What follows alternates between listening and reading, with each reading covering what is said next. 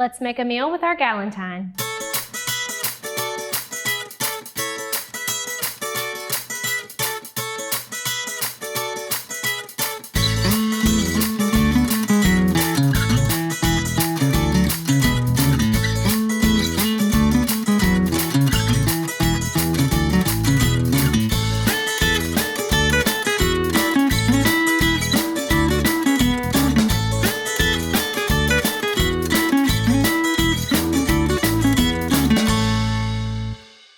Hey guys, welcome to At the Table. Sydney here, and I have a guest with me today.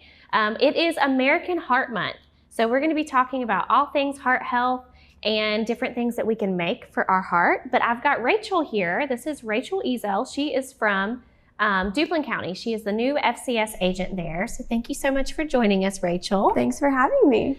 So Rachel, tell us a little bit about your background. Where are you from? Yeah, so I actually grew up in southeastern North Carolina. My dad's a farmer, so he's 7th generation on our family farm. And I kind of stuck around, so I'm 8th generation on our family farm. So I'm really excited for our recipe today. And I interned with Extension in Duplin County, and then this job opened up. So I just started as the Family and Consumer Sciences Agent in Duplin County, which if you don't know, Sydney used to be there. So she's been a huge help as I start to learn a little bit about the position here.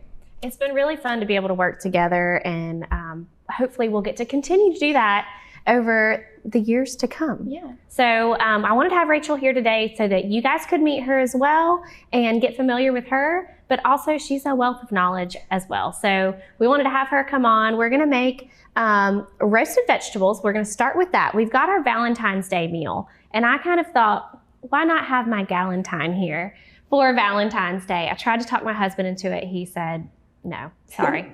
So I've got Rachel here as a nice backup to him. And we're gonna do roasted vegetables. We're gonna do pork, a marinated pork, and with a nice peach sauce on top. And then we're gonna be making some chocolate truffles that you could gift to your Galentine or a loved one of your choice. So we'll get started on the roasted vegetables. If you wanna scoot over there, Rachel, we've got 2 different vegetables we're going to be roasting today. So will you kind of walk us through, we're going to start with the sweet potato first, and kind of walk us through how you like to cut your sweet potatoes. Yeah, so we have already taken the sweet potatoes, washed them, scrubbed them really well. Sydney and I like to joke that at home we're kind of lazy chefs, and I just like to leave the peel on there. You get some extra fiber, so I just scrubbed it really well, and we're going to leave that skin on. And then I just have a chef's knife. I like to have a chef's knife, especially with something like a sweet potato. And I'm just gonna curl my fingers back so they're out of the way, take those end pieces off. And I probably cut my sweet potatoes a little bit smaller than a lot of people. Sydney and I joked we like bite-sized pieces, so I'm just gonna cut them into little medallions at first before I cut those into smaller pieces. I love that being in North Carolina, you can have sweet potatoes all year round. And I'll get started on that second one. Thank you. So yeah, especially being in 2 very agrarian counties here in North Carolina, I think this is a really great way to celebrate Valentine's Day. Duplin and Sampson are 1 and 2 in pork production in the state, and really high ranking in the nation as well. And we're also the #1 sweet potato producer. So I think this is a really great way to celebrate that local agriculture. Yes, we have it right here at our fingertips too, which makes it so nice. Yes, so I'm just gonna pick up these sweet potatoes as I have them ready and put them aside in a bowl to toss with olive oil once I have them all together. Depending on how much time you had, you could leave these a little bit bigger if you wanted. You just want to make sure you're keeping them about the same size so that they'll all roast pretty evenly. Yeah, I need to check and make sure I'm doing it like you are. And a good thing about sweet potatoes too is they are loaded with fiber, and we know that fiber is actually one of those heart healthy nutrients that we want to make sure we're getting enough of in our diet. It is actually one of the things we don't tend to get enough of. And fiber actually directly correlates to heart health. We know that if we are getting more fiber in our diet, we are actually going to have a healthier heart. So vegetables are a great way to do that, sweet potatoes especially. And as Rachel mentioned, we're keeping that peel on, which is going to add a little bit more fiber as well. If you don't want to keep the peel on, that's perfectly okay. You've still got plenty of fiber in the actual potato itself. And then the other thing we're going to be cutting up and roasting is broccoli as well. So that will have a good amount of fiber and nutrients for us. So I don't love this end piece. Do you like to include that in there? No. Yeah, so I'm going to set that aside and really just have the florets in here. Cutting off that stem piece, setting it aside. And again with the broccoli, just making sure I'm keeping it pretty even sizes that we can throw in with our sweet potatoes. My pieces are way too big. So roasted vegetables are a great way for you to get more vegetables into your diet. While this is more of a fancy meal, I don't necessarily feel like roasted vegetables have to be very fancy. I mean, they can definitely pump up whatever you are cooking, but they also are still something that can be a good staple for you to have for the whole entire week. And that's something I've actually been giving my son. Like we did roasted cauliflower last night, and he just loved to gnaw on that. So even your picky eaters who don't like vegetables enjoy roasted vegetables. So what we're gonna do, we're gonna finish cutting up this stuff, and then we will see you guys back in just a second to get our vegetables in the pan. Most aging adults want to stay in their homes as long as possible. And as your loved ones get older, you want to support them, even when you can't be there. Star is proud to offer Star Alert. This new system is now mobile and has GPS compatibility, so your loved ones can live their lives and you can have peace of mind, knowing they can get the help they need with just the simple push of a button. The new Star Alert also offers automatic fall detection, so help will be alerted even if they can't press the button. Call and ask about Star Alert today. Hey guys, welcome back. So we have our vegetables all chopped up. Another thing I wanted to mention is we did go ahead and marinate our pork chops. So I like to marinate in a bag just because I can very easily unzip it, get my stuff out and throw it away. You can absolutely use a bowl if you want to do that and just cover it. But this to me is just so much easier, and I can make sure I get all my mixture where it needs to go. We marinated with about a 1/4 cup of balsamic vinegar and 2 cloves of garlic and just a little bit of olive oil. So we're gonna let this continue to marinate. We're gonna switch back over to Rachel. She's got our vegetables chopped, and she's gonna show you how to get these on the pan and in the oven. Yeah, so we have all of our vegetables in our bowl. You could use this in a bag. I just like to use a bowl. Just make sure you use a little bit bigger bowl than you're thinking, because we are gonna use a spoon to stir that up. And we're just gonna drizzle some olive oil on it. I'm not gonna measure it. We used to joke that we're measuring it with our heart, but you just wanna make sure. And mine got stuck, but just drizzle some olive oil on there, enough that it's gonna coat it. I think that's enough. Yeah, that's good. And you really could just play around with spices with what you enjoy. Some paprika would be good, cumin, chili powder. I really just like salt and pepper, so that's all I'm gonna put on mine is just drizzle some salt on there, mix in some pepper. And I'm gonna stir that up and lay it out on our pan. And keep in mind, so one thing that Rachel's using is olive oil. And so when we're talking about heart health, we want to make sure that the oils that we are using are what we call liquid at room temperature. So if they're sitting on the counter, it's going to be in a liquid form. So if you think about some of those other things that we might use as a fat when we're cooking Crisco, what does that look like when it's at room temperature? It's going to be solid, right? Butter is also solid. Coconut oil is actually solid at room temperature. So we want to make sure that we are using more of the oils that are going to be liquid at room temperature, such as olive oil, canola oil.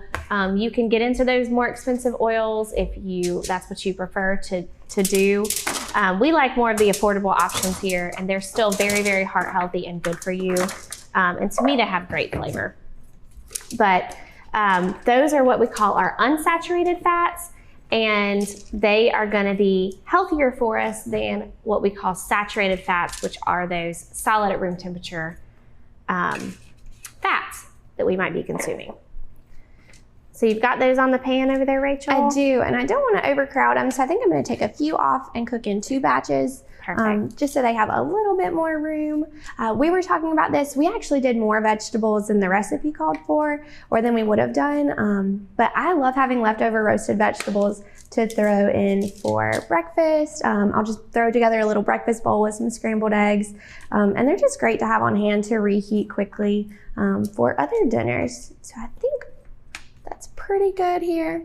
Looks good. Yep. So she's going to throw that into the oven. We've got our oven on, I think it's 375. Temperature vary. I prefer for my oven to be at 425 and it cook a little bit faster just because I'm impatient. And y'all know I like 20-minute meals. So if you want it to cook a little bit more quickly, you could absolutely bump that up 400 to 425. Everybody's oven's a little bit different. So that's going to take just a little bit longer to cook the lower the temperature that you have.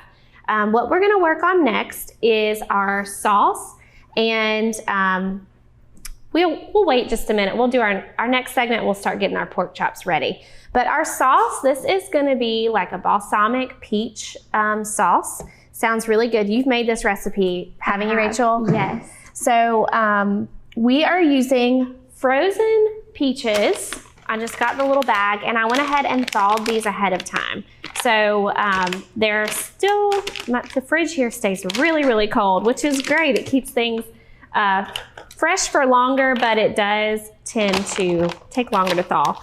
But they are still thawed enough that they'll be okay. So we're doing about a cup of peaches. We're gonna put all of this stuff into our pan. Just making sure I do add this. This is half a cup, so I'm gonna do 2 of these. And then we are also going to be using peach preserves. So I could actually not find the sugar-free. The best thing that you want to use here would be your sugar-free peach preserves. But if you're not able to find that, that's okay. It's Valentine's Day. You know, we can have a little sugar here and there. Yeah, and actually the last time that I made this recipe, we buy peaches in the summer by the box. And so we had put up just a little bit of peach jelly and frozen some peaches. So if that's something you do too, this would be a great recipe to use up some of those frozen or jellied peaches that you have. And it would still be great in this recipe.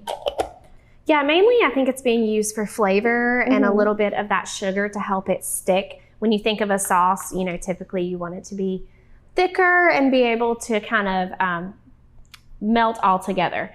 So we're also just doing a dash of cayenne pepper. I'm just gonna do about 1/4 teaspoon, so not much at all, just for a little sweet and spicy flair. And then I am using dried thyme. You could absolutely use fresh here if that is what you prefer. And this is so fresh that it's not been opened. So also we're just doing about 1 teaspoon. I'm just gonna eyeball it because I'm lazy. And then last thing is just a little bit of balsamic vinegar here. So we're doing just 1 tablespoon. And again, I'm eyeballing that. So we're gonna let that heat up and I'll start kind of getting it cooked through and we'll see you guys back in just 1 second. Eastern North Carolina is a beautiful place where we gladly choose to call home. And we strive to provide the best communications services.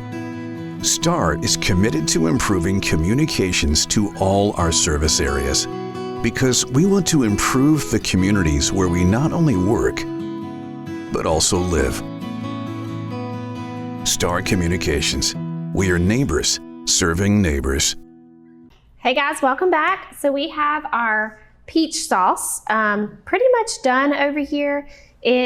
Well, it was bubbling. I turned it down. Now it's decided to stop bubbling. But you want it to get to a point where it's starting to simmer. And you can kind of see that it is thicker. I mean, it's not like extremely liquidy, but it's also not going to be super thick to the point where it gels. You don't really have anything in there to make it begin to gel. If you did want a thicker sauce, you could easily add a little bit of cornstarch to this, and that way it would thicken up. further. So that is all good. I'm gonna turn the burner off and just set it to the side, but it looks good, it smells good. Can't wait to have that over our pork chops. So the next thing we're gonna do is to get our pork chops on the pan. So I do have this on, I've turned it on low, but it's still a pretty hot pan.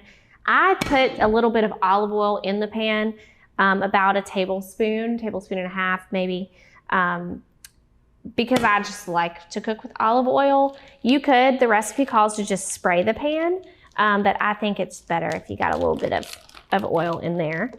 So we're gonna add that to, add our pork chops to our pan here. And they smell absolutely delicious.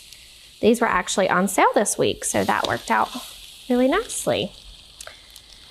I like to buy the ones that are bone-in just because I feel like they're a little bit more tender than the boneless, but you know, that's up to your family and what you enjoy. And also when we're shopping for pork chops, we want to try to aim to get the ones that don't have a ton of fat on them. I know fat has flavor, but we want to aim for picking ones that don't have quite as much marbling. And that's a question we'll get, especially being in Duplin and Sampson counties, is can you include pork in a heart-healthy diet? Like, that's a misconception we'll hear pretty often is, well, I have to cut out pork completely. And I think that's a really great point you just mentioned. You can still have pork, just making sure we're choosing leaner cuts, but still ones your family enjoys. I know I prefer it without the bone in it, even if it's a little tougher, just because for me it's faster and I can get dinner on the table a little bit easier for us. Yes, my husband is very, he needs the bone. Something about a man and his bones and his meat, they enjoy that. So I tend to buy that.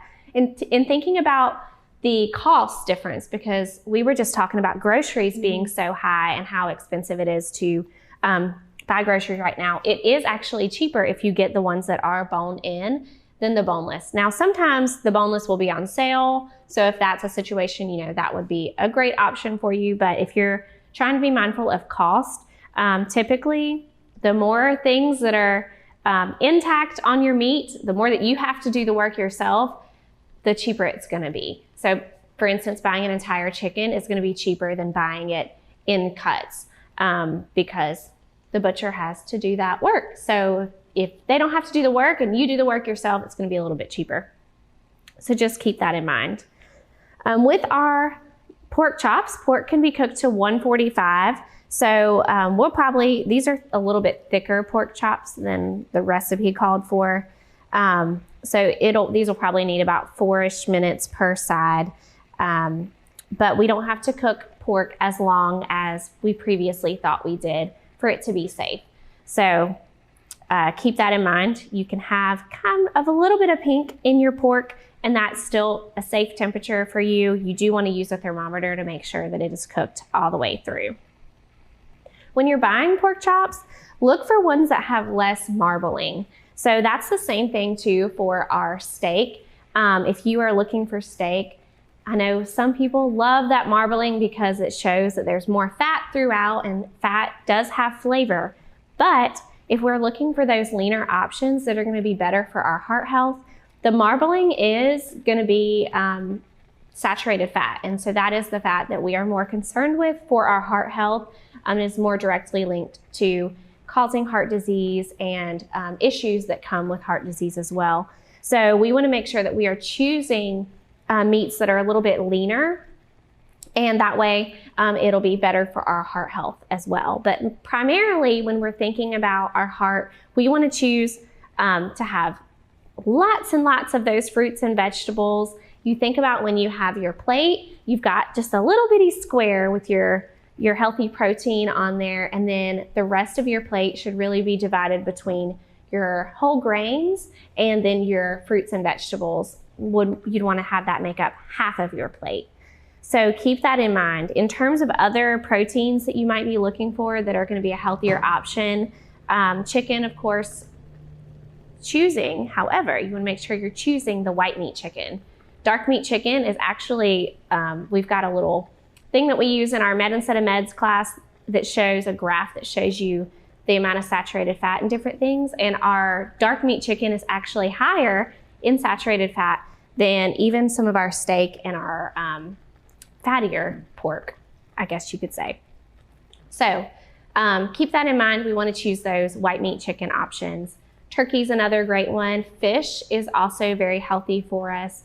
And then aside from just your animal proteins, your beans and nuts are also a really healthy protein choice as well. So we are gonna give this just another minute, and then I'm gonna flip them, and we'll see you guys back in just a second to have our pork chops done and get started on our dessert. Honey, do we pay our bill? What bill? The Star Communications bill. No worries, honey. With Star's paperless billing and automatic draft system, I get a notification sent right to my phone. There's no need to be bothered with those paper statements, and our bill is paid on time every month. Well, that's easy and convenient. It sure is, honey. Honey, Yes, dear. the bake. Oh, right.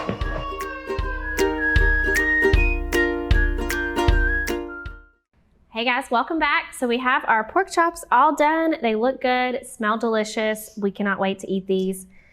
We did want to show you real quick on how to check the temperature. So if you are ever, checking the temperature of your meat, you want to make sure that you're in the thickest part of the meat, and make sure you get the probe in there far enough, but don't hit a bone, because if you hit the bone, it can throw off your reading. So just aim away from the bone, thickest part, and then you want to make sure for pork, we want to get to 145 and then let it rest for a minute. So make sure that you do that and it will be perfect. Things with pork, pork chops people say they can be chewy or tough.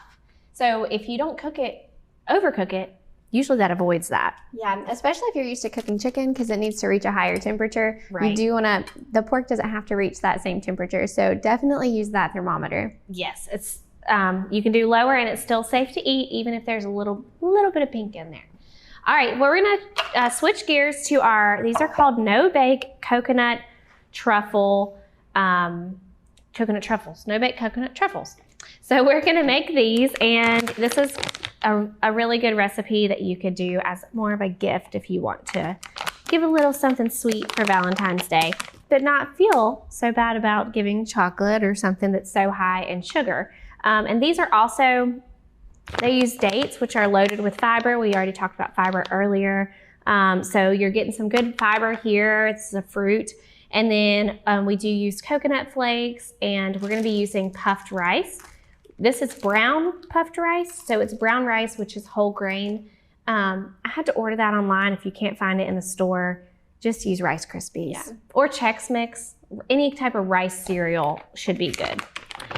So we're gonna this is gonna be 12 dates. This would not be the whole bag. This is about half of a bag of dates. And we could not find the medjool dates. So Rachel did say she saw some medjool ones in Food Lion. Where were they at? It only stood out because I'm not used to seeing them there. It was actually over by the produce, kind of by whatever fruit was on sale that week. It was blueberries or grapes, and they were kind of off to the side in a plastic container, which I wasn't used to seeing them there. Yeah, so. I didn't even look in that section. Otherwise, I probably would have found what I was looking for. But if you could not find those in like the dried fruit section, double check by your produce area. You might find them there. So we are going to do 12 dates, and then we're doing about 2 tablespoons of water. Hopefully that'll be enough. I might have you to get me some more water if I need it. And this thing's a little stubborn, but I gotta push this guy on here. And any type of food processor that you have, we found that a smaller one is best. So smaller contraption versus a big giant blender. But probably if you doubled or tripled this recipe would work if you do just have a larger blender. All right, and so I'm gonna blend it up. It's gonna be loud for a second.